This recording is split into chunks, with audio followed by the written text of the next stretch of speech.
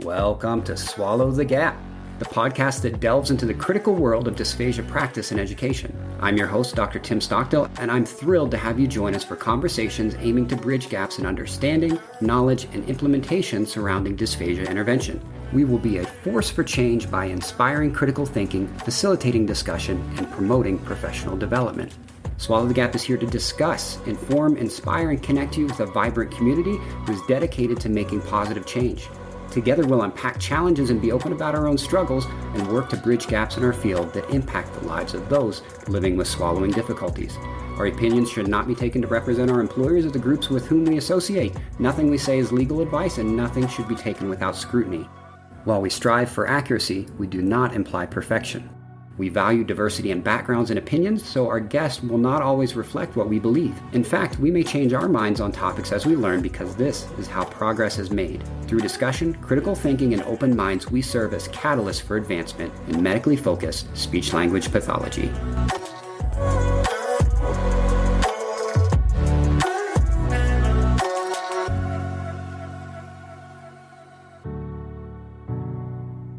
Before we start the episode, I just want to put out a very brief foreword. Sign-up has just been made available for our first continuing education event, and I'm being obnoxious to tell you about it now because the first 20 tickets are discounted. More info at swallowthegap.com/live courses. This course will feature Dr. Martin Brodsky, Joe Puntiel, Kendra Grant, and today's guest, George Barnes. Welcome, everybody. I have with me George Barnes. George, before I go and try to ruin your reputation, tell the listeners a little bit about yourself. We haven't known each other for very long, but I appreciate so many things that we have in common with different perspectives that we bring to the table as well. First of all, we're two guys. That is uncommon right now within the field. And I think we're both a particular shade of nerd, if you don't mind me saying that. No, absolutely not. I think that, there are lots of people who are very interested in research and very interested in discussion and different things and new topics. But there's just something that's very similar where our Venn diagram overlaps, where we've got this nerdiness when it comes to critical thinking. And I love it. I think we can go so many different directions with it. So with that, what do you want people to know about yourself? Well, I am a speech pathologist, board certified specialist in swallowing and swallowing disorders. I spend most of my time in a critical illness recovery hospital. So I see a lot of patients after trach and vents, patients on feeding tubes.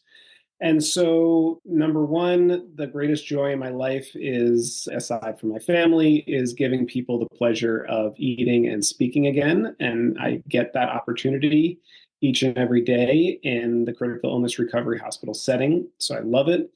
And it's also led me down a path of what we're going to talk about today, which is how to figure out how to make complex decisions in dysphagia management. When the stakes are high, when the variables are many, tis is the type of scenario that you see in critical illness. How do you make a choice? How do you make a choice when sometimes every choice has a high amount of risk in it? What's the analogy? It's not the immovable object versus the unstoppable force, but it's basically, pick your favorite turd, that sort of thing. Just all of the decisions are bad. And so what do you do to get away with the least possible negative outcome or maximize the thing that's most important to the patient or the client or whoever you're working with? So we were chatting before this, and I want to take two things, one thing that you said before and one thing that you just now said. So you mentioned giving people the pleasure of eating again, right? Yep. And so that's kind of counterculture for SLP stuff, at least if you go back 10 years ago, because we're the ones chasing people down, throwing Simply Thick packets at them and saying come back here. I remember in grad school when I was at an externship, how many times my clinical instructor at this placement told me to document. We walked into the room, the patient had thin liquids at bedside, despite being counseled, blah, blah, blah, or recommendation or order or whatever for nectar thick liquids. I just always felt like I was trying to cover myself, trying to protect myself from that sort of thing. But I was like the police chasing people around. Like they didn't have their pureed steak. They had, something that was well done. And it was interesting to me. I think I felt a lot of control. So it kind Hmm. of made me feel good with that. And Hmm. and that's in a weird sense, like that's not something to brag about, but it is kind of counter to what has been one of the biggest paradigms of what we do, not just with diet modifications. I'm not saying that that's wrong, but in how we look at it, as far as you got to do this or you're going to choke, you got to do this or you're going to get pneumonia, and really kind of Hmm. taking the autonomy away. And so the thing that you mentioned that I want to really connect this with is you mentioned the idea of tunnel vision earlier, Hmm. Yep. right? Yeah. So how do you think we as speech pathologists in the past have had tunnel vision when it comes to this idea of allowing, you can't even say that, that sounds horrible, of facilitating people's ability to eat again? I mean, we can't allow or disallow anyone to do anything. So, Yeah, I think, well, first of all, you hit on a really important point about the sense of control that mhm. we're tasked with. We have a certain sense of control, and to quote Spider-Man, with a lot of power comes a lot of responsibility. And so it is incredibly important that we, use that sense of control for good. And I think it's important that you admit that, because Mhm. I've felt the same way. I'm sure a lot Yeah. of people have felt this way. I'm not sure where you started your career, but I started in the skilled nursing setting. I was the only skilled nursing speech pathologist in the facility. Hmm. And on day one, with zero experience, very little training, very Mhm. little even education in dysphagia, I was the number one go-to resource for the entire facility, including the doctors, nurses, patients, family members. I was that go-to person that everyone had to ask questions to in regards to dysphagia. So I was the expert, even though I did not feel like one. And so you very quickly need to, number one, learn what's most important, how to make the best decisions. And it's not easy to do when you don't have a tremendous amount of guidance or education, knowledge, or experience. And it's very easy to kind of take that control and just sort of run with it. And because we don't really understand the nuances of risk and what makes a situation riskier or less risky, Mhm. we tend to move to the more conservative side. And we tend to use that control to try to bring that risk to zero, something called zero risk bias, which is an actual thing. Hmm. We all fall victim to it. We, as humans, hate the idea of having risk at all in our lives. It's Mhm. why we pay for that extra insurance for our travel insurance, even though we will probably never use it.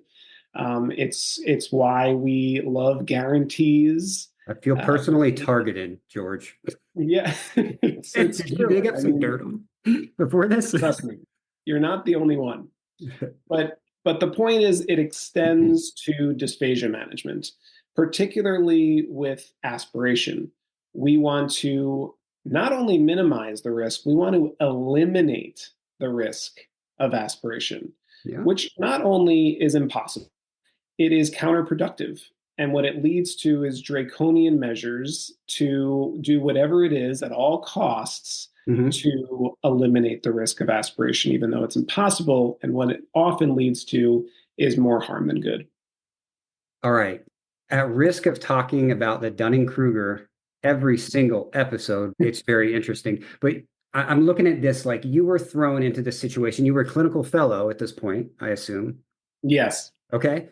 Okay. 5 or 6 semesters of grad school under your belt, clinical Yep. fellow, fresh out with a lot of responsibility put on you. Yeah. And so I can certainly understand the want to not kill somebody. So, and you think like the less, you think about the idea that if I just say, well, when you drink that, it goes into your airway, and your airway leads to your lungs. Well, your lungs are part, you know what I'm saying. It goes into your trachea, and your trachea leads down to your lungs. It Mhm. sounds like, oh man, that's like a silver bullet. Like that's kryptonite. I'm going to die. That sounds awful. Yeah. Just a little bit of knowledge, right? But then the more you learn, like kind of getting comfortable with like risk taking and that sort of thing too. But I mean, I feel you, man. That sounds like a horrible, horrible place to be in. I know a lot of us have been there before. What do you think allows us to move past that? I think understanding, number one, that everyone aspirates. Everyone aspirates. You aspirate, I aspirate, we aspirate in our sleep. Things go Okay. down the wrong pipe occasionally. Saliva creeps down the other way. We're constantly coughing and clearing our throats. Hmm. It's normal. It's part of what it means to be a normal, healthy individual. I'm going to So play the once we devil's get that advocate out a of the little way, bit. say Sorry, that again. I'm going to try not to interrupt you too much, but I am going to try to interrupt you some to some to Yeah, get some banter going on because I want to play devil's advocate because in my mind, I'm going to, okay, everybody aspirates, but not like my patient does, right? Like I don't drink water and a third of the bolus goes into my airway. Yeah, sure, I aspirate some saliva during my sleep. So, like, yes, everybody aspirates, but are there some differences to take into account with some of our patients with poor laryngeal valve integrity? for sure. For sure. Yeah, I think it's as a starting point, Hmm. it's it's certainly it's a good point to make, but I think we're so far to the right in terms of being conservative. Okay. I don't think the fear is that a speech pathologist is going to come in and start feeding everyone everything because everyone aspirates, so here, drink this and drink that. Do what you I want. think the Yeah. much more of a concern is that we're not going to do anything for our patients and we're just going to sit there paralyzed with fear Yeah. because someone at some point 10 years ago wrote aspiration pneumonia in their chart. Whatever that means. Whatever that means. Yeah. Whatever that means. Good point. Yeah. So yeah, I think the starting point is acknowledging and accepting that everyone aspirates, Hmm. and then getting to the point where we can look at our patient on that spectrum of risk. And what is that? What does risk even mean? To first of all, we have to think of risk as what it is, which is not a real thing that we can touch or feel.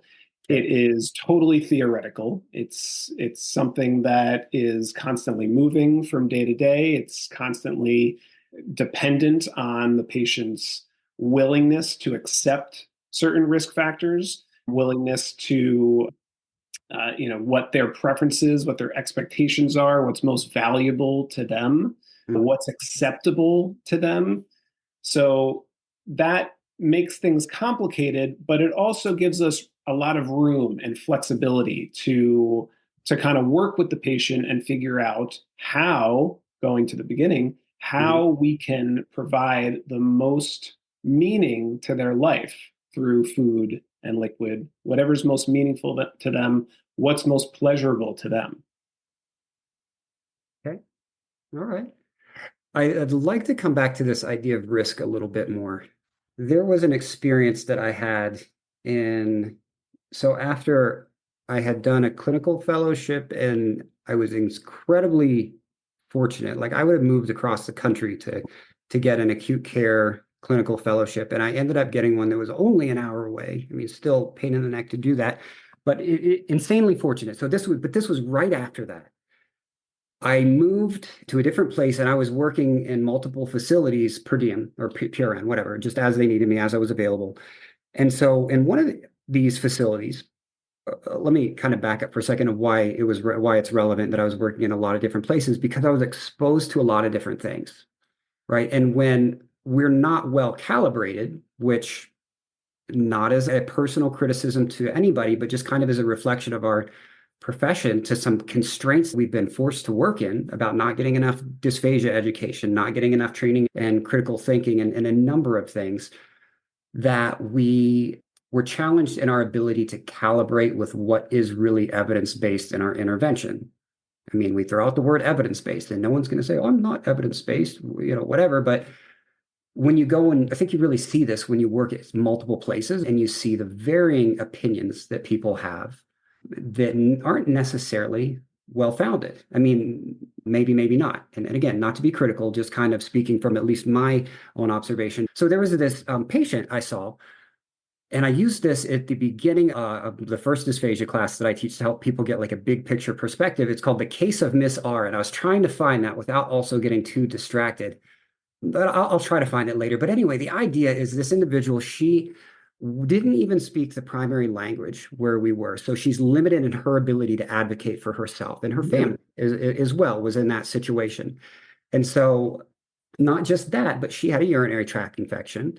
She was an older individual, old enough to have homeostenosis. So this UTI is affecting her in ways that it wouldn't affect you or I or someone who's younger. Right. And so she was on honey thick liquids. And I went and I watched the video, or I read the report or something to just try to figure out how this made sense.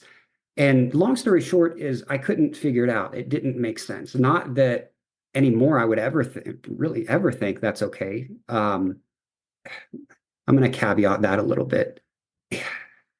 Honey thick liquids, in my opinion, is something that if you want to kill somebody, that's something that you prescribe for the long term. I don't want to go out there and throw really harsh judgments on anybody who might use it for a short period of time for like therapeutic intervention or something like that. That's not what I'm saying. I'm really painting with too broad of a brush. But so she had honey thick liquids.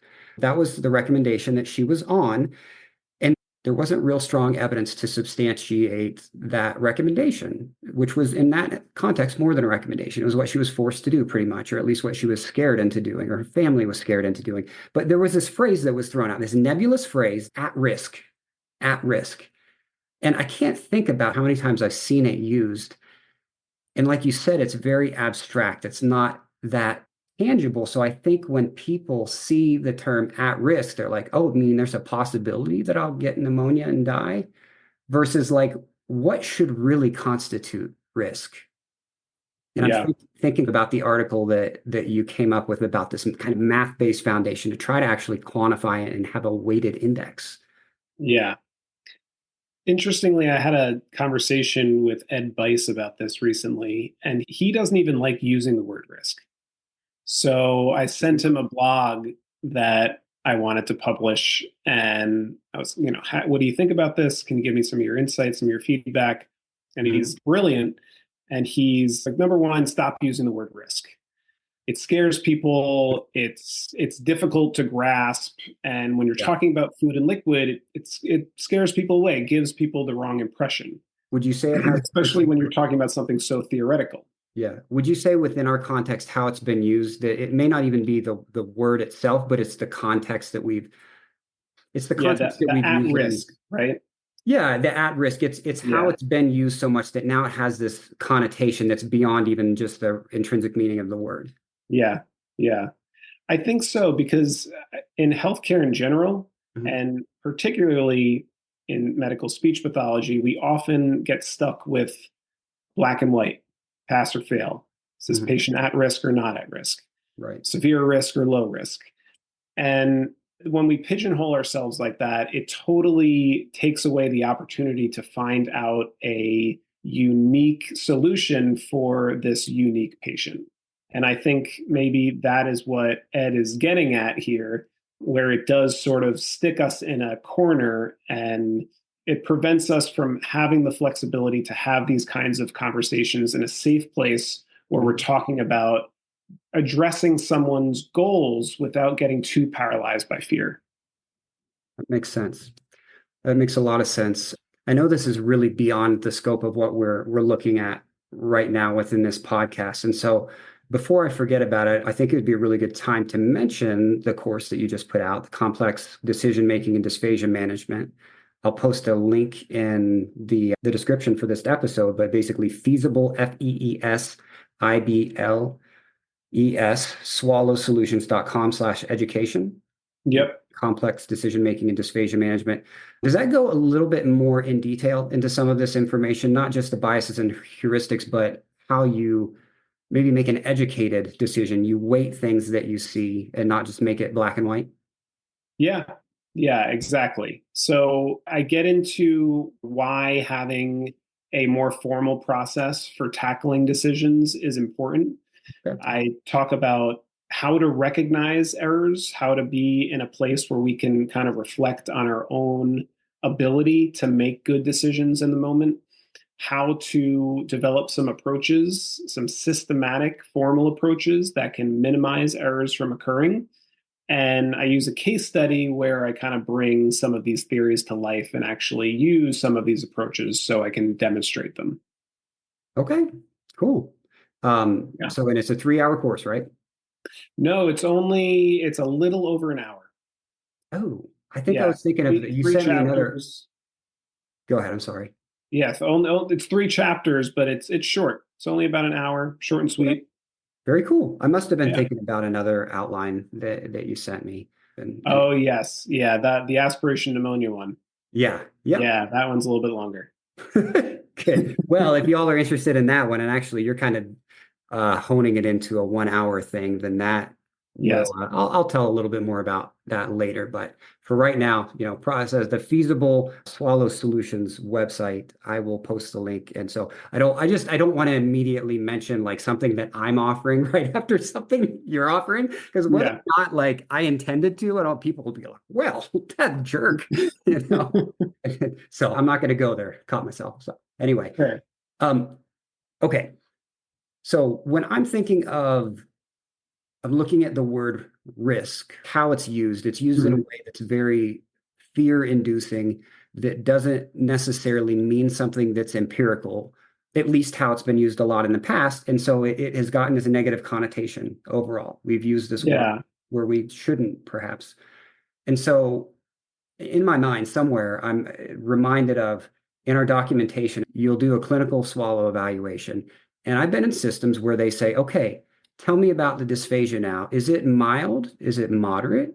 Is it mild, moderate? Is it severe? Is it profound? The system that is a part of the hospital system that these SLPs are working for is making them do this. And it's basically like you've got to put something in here. You've got to Yeah. build, and like you can't get around the system and leave that value blank. Like it's got the red star by it. It's required. And then so you get SLPs into the habit of, I don't know, pretending like they know something, or at least not even pretending, but they have to put the value in there. They have to say, okay, I did my clinical swallow evaluation. This person has moderate dysphagia. And so it gives the physician and anybody reading that the perception that we really do know that based upon something we had to put in the system and that we signed Yeah. by it.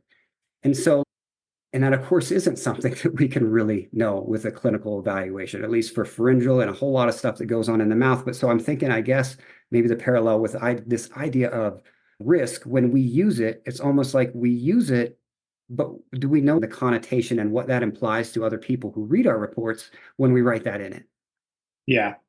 Yeah, I understand the danger with using the term. I just struggle with using any other term that isn't a mouthful. Yeah.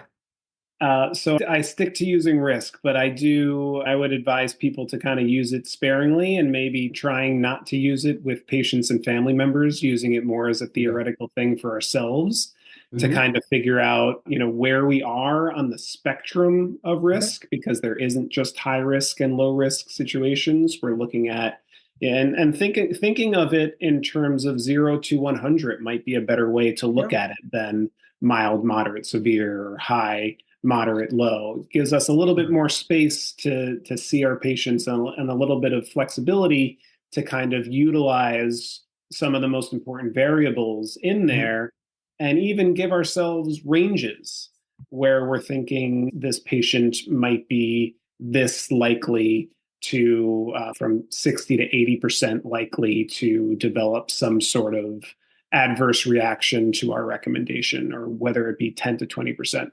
So this is something that I've done recently. You were talking about the kind of the math-based approach to dysphagia management. So Doreen Benson and I have worked on sort of preliminary research to kind of come up with a calculator to help us calculate the risk of aspiration pneumonia. Mhm. It's gone down a very windy road, and we're not really sure where it's going to leave us. But recently I wrote a short article on base rates and how to use base rates to kind of help us calculate the risk of certain clinical scenarios. And so I was telling you about this before. The situation that I fall into very frequently is I have a patient that's just been extubated, no longer has a feeding tube, and the team needs to know how to feed this patient. And so, patient is suboptimal alertness.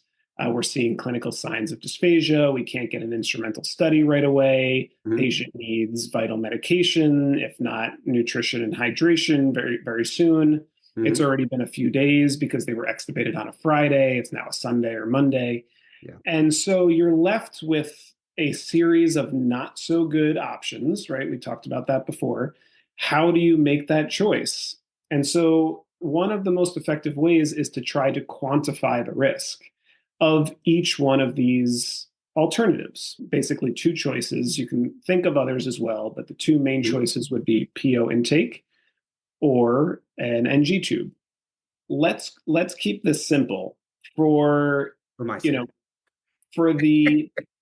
the decision making. Like if we were going to do a formal process, we would identify the problem first, right? What questions are we trying to answer? What do we think is going on? What's most important? Mm-hmm. And so we might say that this patient has dysphagia. Some of the most important variables are the risk of aspiration pneumonia, the patient ending up back on the vent, them becoming hydrated, getting nutrition, getting vital medication, their quality of life, their preferences, expectations, and values when it comes to a feeding tube. So these are all really important factors that we need to consider. But the number one issue here, the problem, is that they don't have a source of nutrition and they don't have a source of getting medication. Okay, so we've identified the factors, we've identified the problem, and then our job is to assess those factors. And how do we assess the factors? This is when it can become complicated if we let it. But if we can quantify the risk involved with PO intake versus the risk with a feeding tube, we can get a better sense of what we're looking at so that we're not just making a decision in the dark. Sure. And the best way to do that is to do a good literature review, to understand the research, to know the research. And a lot of people might be listening to this and think, oh, I have to do a whole literature review every single time I make a decision. That would be impossible. I'm going to throw the baby out with the bathwater. But no, this is an exercise that you can take where you can utilize some of the research that's available to you through a quick search and to keep the research articles that you think are high quality and then use them later on a similar type of patients. Would you say like the 80-20 rule that maybe, so think of the patients you see 80% of the time, that there are probably a small proportion of the literature that's going to apply to that. So even if you get just the literature that applies to the 80%, the problem that you're looking at perpetually over and over and over again, that it's going to save you a lot of time. It's not going to be looking up a new article every time you see a new patient because there's going to be ones that you see a lot. Yeah, you want to be able to get in a place where you can utilize the same information for very similar patients because you're going to be seeing similar type scenarios. And the research takes a broad look at a general population. So it's never going to reflect a specific patient population perfectly. And we need to understand that. And so when we're quantifying this, again, it's all theoretical. It's never going to be a perfect number that's going to perfectly represent the patient sitting in front of you, but it's a good starting point. And so that's all a base rate is. A base rate is getting a starting point that you can adjust forward or backward, up or down, based on other variables. So you might say that a patient, and don't quote me on this, but say this person that has been extubated had a traumatic brain injury. Mm-hmm. And so you look up the research on a patient that might develop aspiration pneumonia after a traumatic brain injury. And you find that the percentage is actually lower than you thought. You did a full review and it's only around 5%. So, okay, let's look at the risk of a patient with a nasogastric tube developing aspiration pneumonia. And you find, oh, that's actually higher. That's up of 20 or 25%. Mm-hmm. And then so you say, okay, but we have to adjust our risk accordingly. So you might say, okay, but we're seeing clinical signs of aspiration at bedside, so maybe we adjust the risk of aspiration pneumonia up a bit if they are at risk of aspirating. So if we're giving them PO intake, yeah, maybe that 5% becomes 10% or 15%.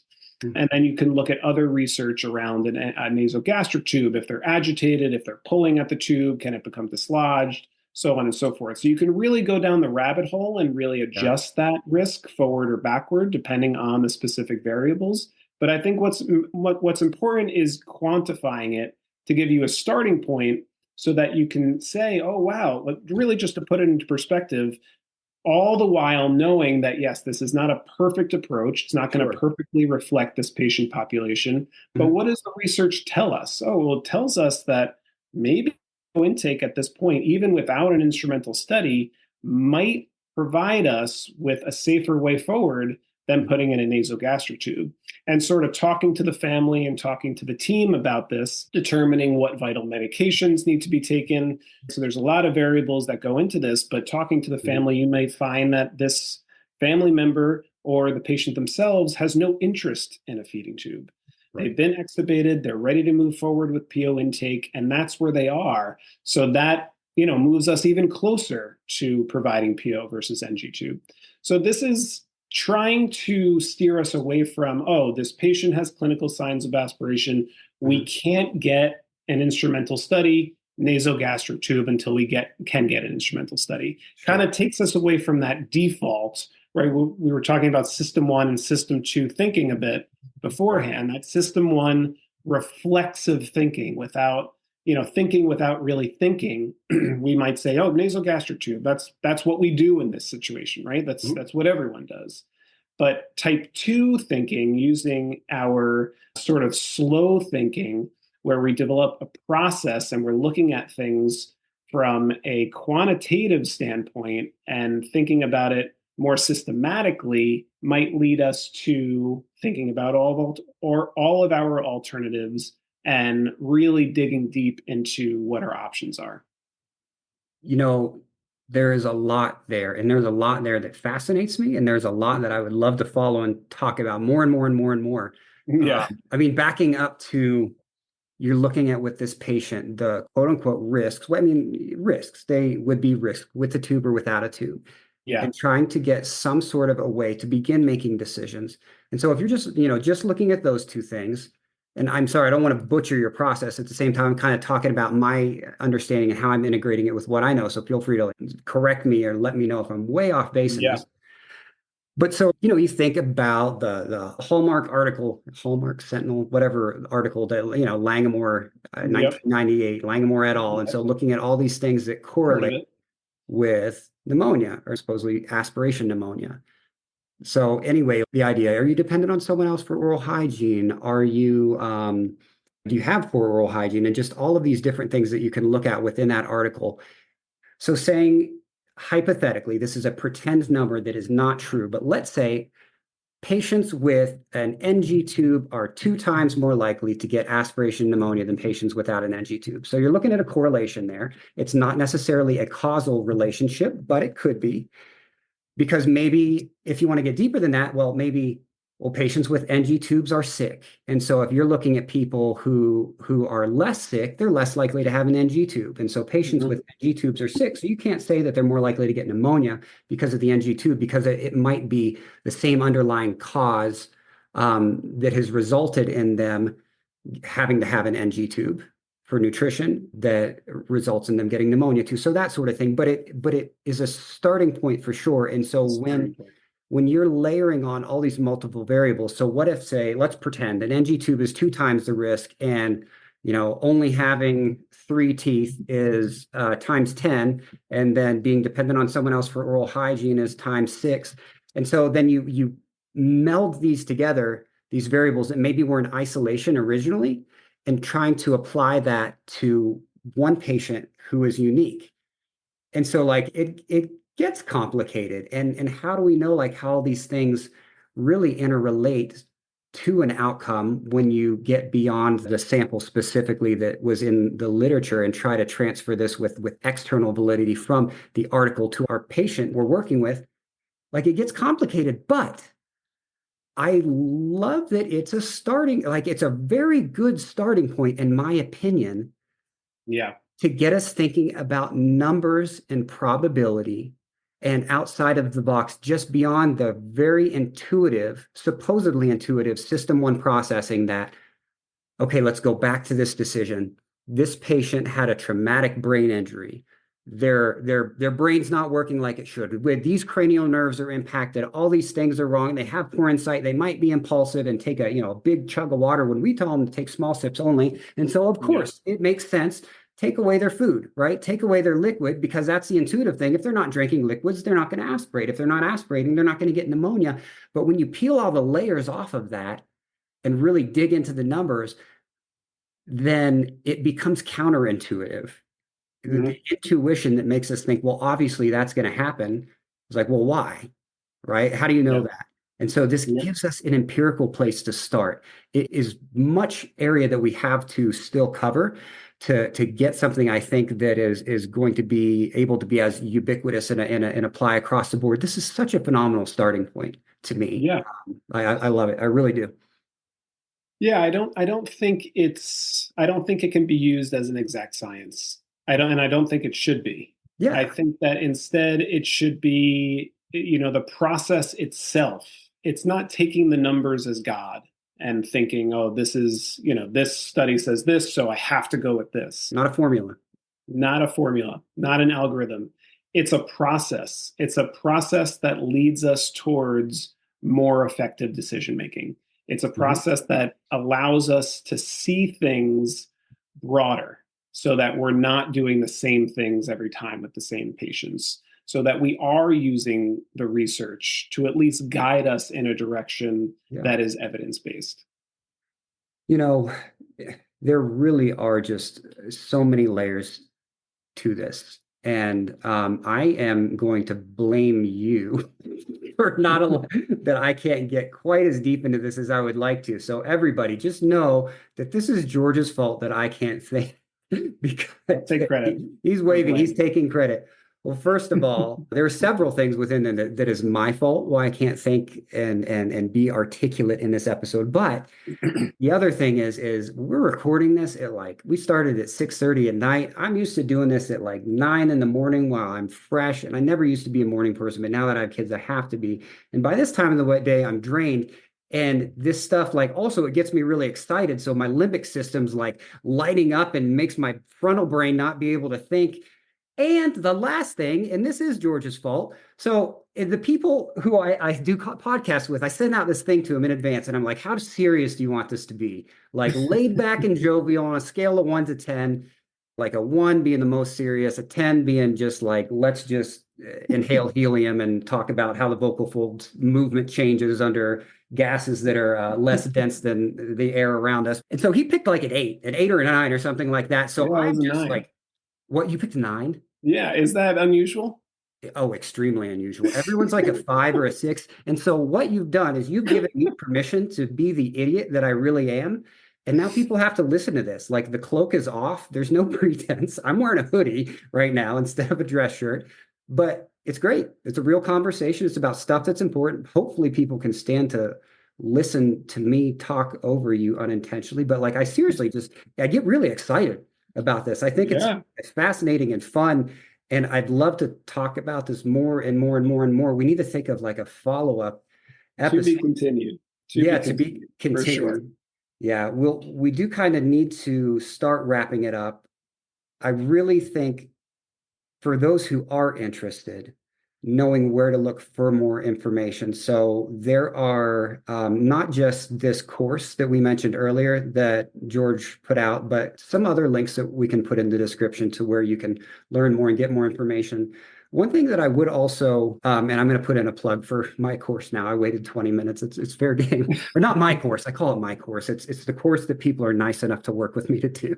So on April 20th, there will be a 7-hour webinar. It's on a Saturday. George is part of that. He's talking about pneumonia and different nuances to that. Kendrea Grand is going to do the first session. That's an hour going over some of the basics of the pulmonary system and how that relates to swallowing. And while some of that might sound pretty basic at the surface value, I know Kendrea, I'm going to mispronounce her name for the rest of my life. And she is not a basic person. She's just phenomenally brilliant. And I am very confident that she's going to put that together in a way that is just very clinically relevant and applicable to all we do. So it's Kendrea or Dr. Grand, George, and then Martin Brodsky or Marty, and then Joe Puntiel. They're going to do the last two-hour sessions. They're both, I mean, I didn't know Joe until I came out to Utah, but she's also very bright, a clinician. She's an ASHA fellow and has built dysphagia programs around. And there will be a discussion panel as part of that. And so the course has to do with working with patients with pulmonary comorbidities, ICU and beyond. So not limited to the ICU, but it's going to get more in depth with some of these things, the outcomes that we're looking at when we're considering, should we feed someone? It's been an hour since they've been off the vent, or they're still on the vent and they're on this setting. Is it okay to try to feed them, like that sort of thing? Because, 7 years ago, I never would have thought about feeding someone on a ventilator. But just looking into what brilliant people such as yourself and Marty and Joe and Dr. Garand, it has broadened my horizons and it has improved my patient care. So anyway, that's my short but not so short plug for this course coming up on April 20th about ICU care. And there will be an hour discussion panel as part of this where we really get to talk with many of these individuals about some of these things beyond what's been presented in the presentation, maybe wrapping it into patients and clients that you've had. So anyway, that's another resource. And George will be part of that too. So yeah, very excited. It's funny, we use the ICU example with the NG tube versus PO base rate scenario, which is very applicable to that presentation. Yeah, I think it's going to be really good. I am extremely excited about it. And I'm not just saying that because I'm organizing it and I've been not getting enough sleep because of it, but I've been insanely impressed in organizing continuing education events, how individuals that are extremely brilliant and prolific in writing and just phenomenal instructors have been willing to put what they know out there and work with me or work with whatever institution I'm representing. It's been fantastic, and it's been a tremendous blessing in that. We were going to talk about heuristics, and we did some, but okay. I guess I was thinking we were going to start talking about them broadly and then get more specifically into the things, biases and whatnot as they apply to dysphagia. And we kind of did that backwards. So before we go, can you give, let's say, one example of a general bias that we're subject to every day or almost every day and how that translates into our dysphagia care, and then maybe a way to avoid it? So first of all, this is what happens when we work on a 9 on the informality scale. So this is what you get. I know you can't plan and organize when the point is to be disorganized. Exactly.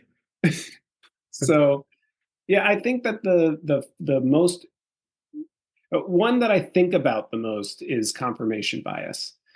And this is when we all fall victim to putting our dysphagia goggles on and we can't take them off no matter how hard we try. Where did you find dysphagia goggles, George? I want to order them right now. Amazon. Okay, dysphagia goggles. All right, so we have our dysphagia goggles on, and that's what we see, right? We see dysphagia. Yeah, that's what we see. That's our tunnel vision. Okay. Whether we like it or not, that's what we think about. It's what we look at. It's what we look for, and we're bound to find it because we're looking for it. Okay. And so I feel that harms us, and it harms the effectiveness of our decisions, maybe more than all of the other biases and heuristics. But it's something that at least comes to mind a lot for me, and it's a very difficult thing to combat because it's just part of us. It's part of our education. It's part of our training. It's totally unconscious. So we are going to fall victim to it whether we like it or not. In the course that Tim so elegantly described, which you can find at feasibleswallowsolutions.com/education, is really, it goes into the details of these biases and heuristics, but it also says how we can be aware of them and how we can sort of combat them using a decision-making process. And I don't get into the weeds as much as I did here with the base rates and the percentages, and I'm sure I lost a lot of people with that, and I apologize.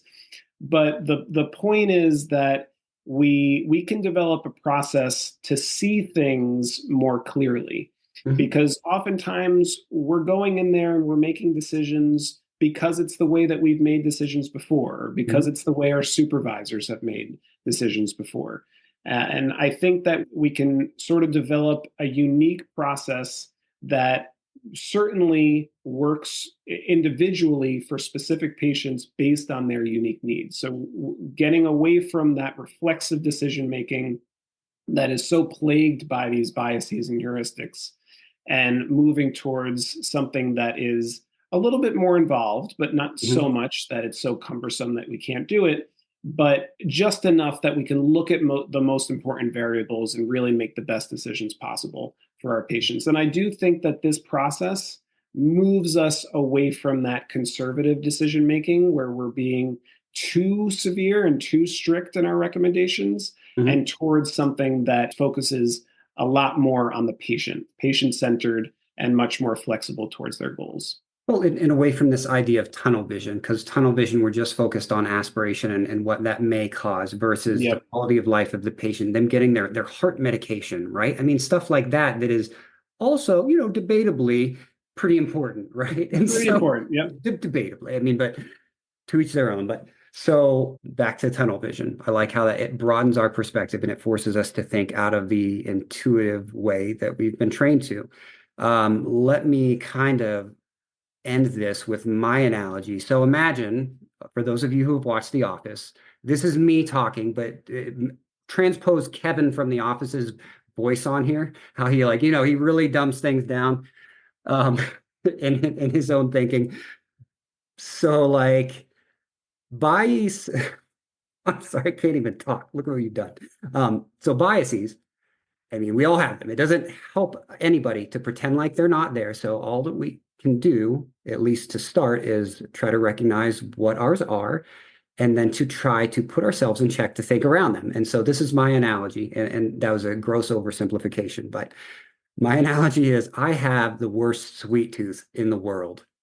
I think the devil himself must have put all the candy at the checkout lines at grocery stores, especially for mothers and fathers who are checking out with their kids who have maybe an equal sweet tooth as mine, but a little even worse impulse control than me. Because, you're going to get in the aisle, mom's tired or dad's tired or whoever from going through, getting all the groceries, trying to keep their kids from knocking things off the shelves. And then at that point, at the end, when they're most tired, the candy is there. And the kids are like, give me the candy or I'm going to scream. And so my solution, my bias, I know that I'm going to be tempted to eat the candy. I know that my kids are going to be tempted to eat the candy. So I am going to go to a grocery store without candy and the checkout aisle. That's it. That is biases in a nutshell. You're welcome. No need to listen to George's course. That's all you need to know. Anyway. Good luck finding that grocery store. Put a fork in me, man. I am just totally done. I was done when we started. I'm glad that you were at least coherent. You said that I elegantly described your course. There has been not a single elegant phrase that has come out of my mouth this evening. So everybody, you're being too hard on yourself. No, well, just everybody unsubscribe. Go to Apple Podcast and unsubscribe. Maybe the reverse psychology will work, but yeah, hopefully we'll still have some people listening after this, but really fantastic content. I appreciate what you're doing, George, and it's really been a pleasure to know you for these, past several months, I would say. Yeah. I won't be at DRS. Are you going? Yeah, I'll be there. Jerk. Yep. Okay. Yeah, I would like to go to Puerto Rico, but I'm not going to get to. So anyway, represent for me and tell everyone you see that I miss them. And so everybody have a great rest of your day. George, anything else you want to leave them with? No. Thanks for listening. And hopefully we'll connect soon, if not sooner than Tim's course coming up. All right. Sounds good, man. Really appreciate it. And we'll talk more soon. All right. Take care, everyone. Thanks again for hanging out. That was a fun episode to record with George Barnes, perusing some foundations of critical thinking and clinical decision making. Don't forget to check out George's new course at the link in the description for this episode. And also mark your calendars for April 20th. Gap Education is doing a collaborative offering with Tim's Medical on dysphagia in patients with pulmonary compromise. This link can also be found in the episode description. Thanks again for tuning in, and look forward to seeing you next Tuesday.